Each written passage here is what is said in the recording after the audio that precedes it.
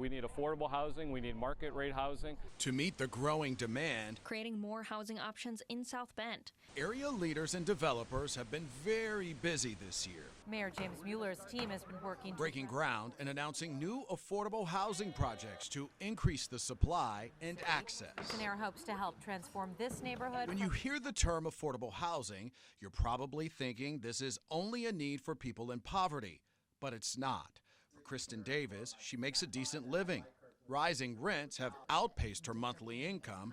She told WSBT-22 News, with rent going up 6% this year, it will make it harder and harder for her to get by. My salary increase was only 3%, and I'm someone that definitely lives paycheck to paycheck. So I thought, where's this other 3% gonna come from? With costs climbing for housing, food, and utilities, her stress level is up too. I just got an email this week from my internet provider going up $5.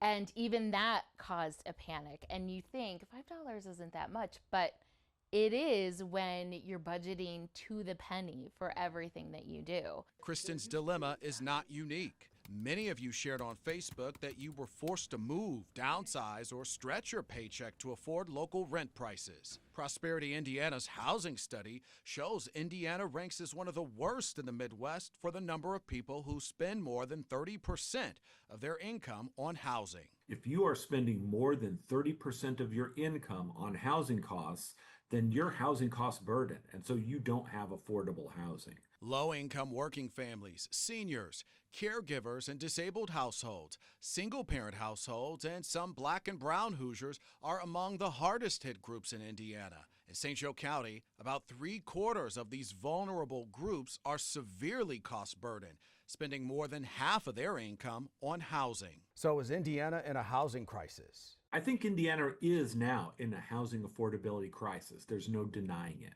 The National Low-Income Housing Coalition looks at the difference between wages and rental costs. To afford South Bend's average rate of $1,300 a month for rent, a person would need to earn at least $25 an hour without spending more than 30% of their income. We learned the average renter only earns about $18 an hour. That thought of Indiana being an affordable place to live is really outdated, especially when it comes to the communities that are feeling the housing affordability crunch the most. The lack of available, affordable, and safe housing, just a few more reasons you're paying more. And wages are not keeping pace either.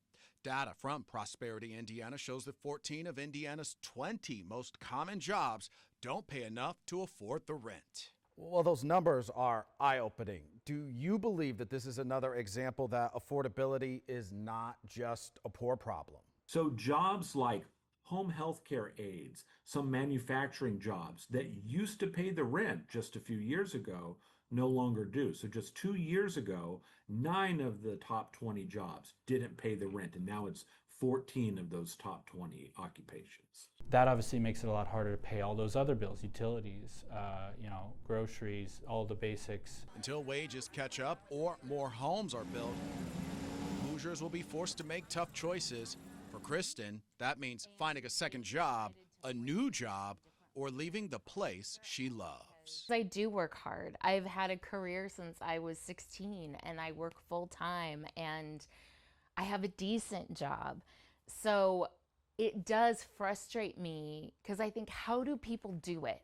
How do they do it? How does a single income person do it?